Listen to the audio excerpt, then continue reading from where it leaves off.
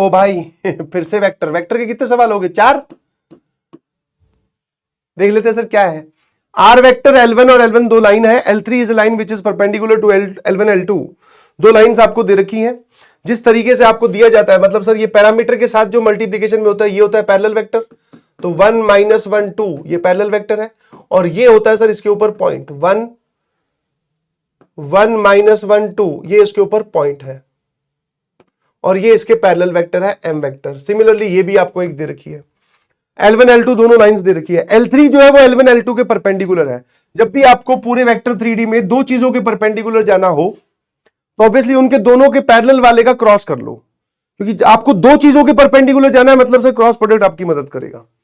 Cross product में यही तो होता है, दो वेक्टर्स का आप क्रॉस लेते हो तो जो रिजल्टेंट वेक्टर आता है वो उन दोनों वेक्टर्स के परपेंडिकुलर होता है।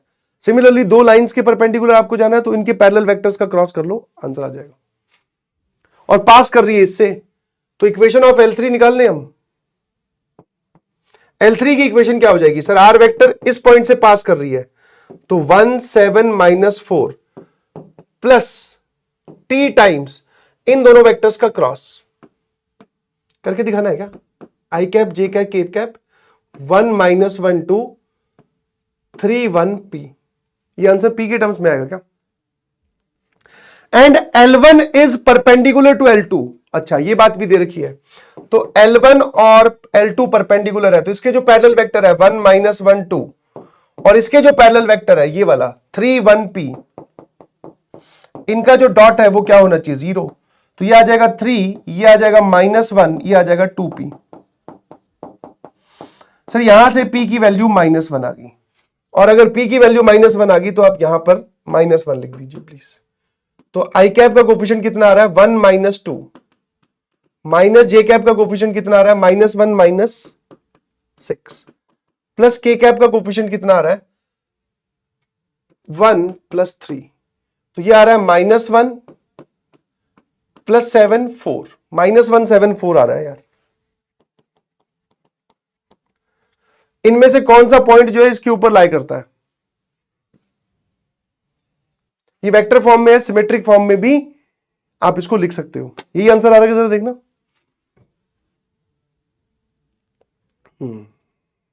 ओए ओए ओए,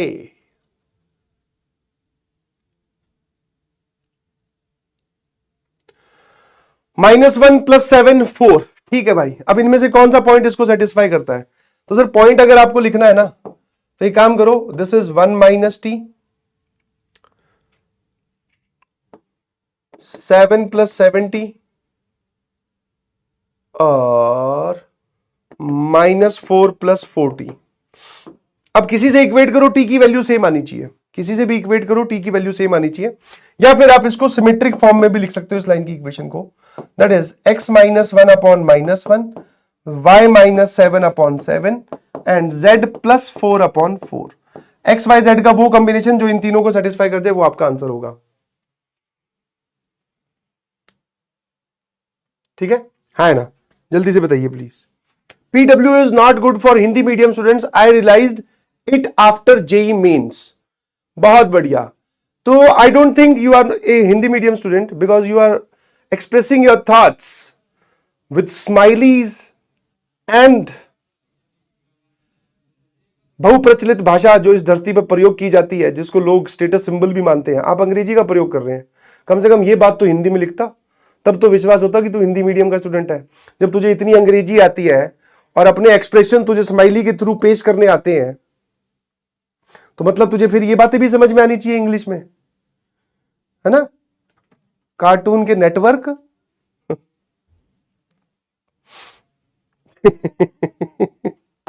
हाँ, कम से कम ये बात तो हिंदी में बोलता कि sir PW Hindi medium students के लिए अच्छा नहीं है।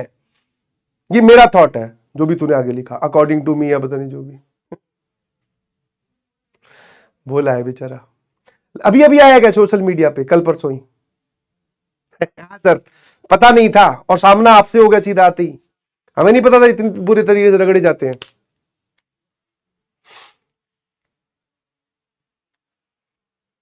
ठीक है, अब कौन सा ऑप्शन इसमें से भैया सेटिस्फाई कर रहा है ये रख रख के देख लो।